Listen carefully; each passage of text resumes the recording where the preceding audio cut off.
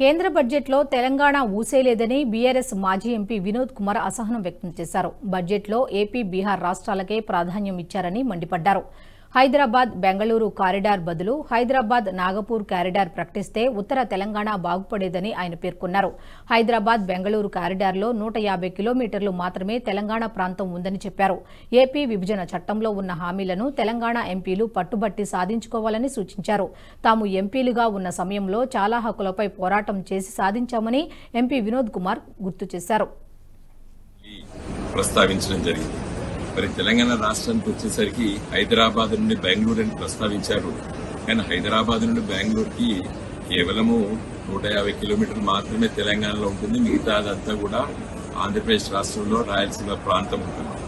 నిజంగా తెలంగాణకి corridor ప్రకటించదలుచుకుంటే Hyderabad to Nagpur ప్రకటిస్తే యావత్తు తెలంగాణ జిల్లాలో, ముఖ్యంగా ఉత్తర తెలంగాణ జిల్లాలో కూడా మరి ఆ కారిడార్ ఉపయోగపడవచ్చు. అయితే మరి పోలవరం ప్రాజెక్టుకి మరి జాతీయ హోదా ఇవ్వడం జరిగింది. ఇప్పటికే చాలా కేటాయింపులు చేశారు, ఇంకా చేస్తామని చెప్తున్నారు. మంచిదే, దానికి ఎవరికి అభ్యంతరం లేదు. కానీ తెలంగాణ రాష్ట్రానికి గోదావరి నది పైన, కృష్ణానది పైన జాతీయ ప్రాజెక్టు గురించి చాలా రోజుల నుంచి మరి డిమాండ్ చేస్తున్నప్పుడు కూడా మరి నిర్మలా సీతారామన్ గారు ప్రస్తావించకపోవడం చాలా దురదృష్టము. ఈ బడ్జెట్ కేవలము చంద్రబాబు నాయుడు గారు, అదేవిధంగా నితీష్ కుమార్ గారి ఈ రెండు రాష్ట్రాలకి పెద్ద ఎత్తున కేటాయింపులు చేసిన విషయాన్ని చాలా స్పష్టంగా అవపడుతుంది.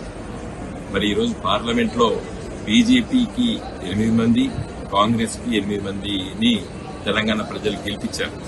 మరి ఈ 16 మంది పార్లమెంట్ సభ్యులు, బీజేపీ 8 మంది, కాంగ్రెస్ కు సంబంధించిన 8 మంది మరి ఈ బడ్జెట్ చర్చలో పాల్గొని తెలంగాణకు రావాల్సినటువంటి మరి ఆంధ్రప్రదేశ్ రాష్ట్ర విభజన చట్టంలో ఉన్నటువంటి కాజీపేటలో.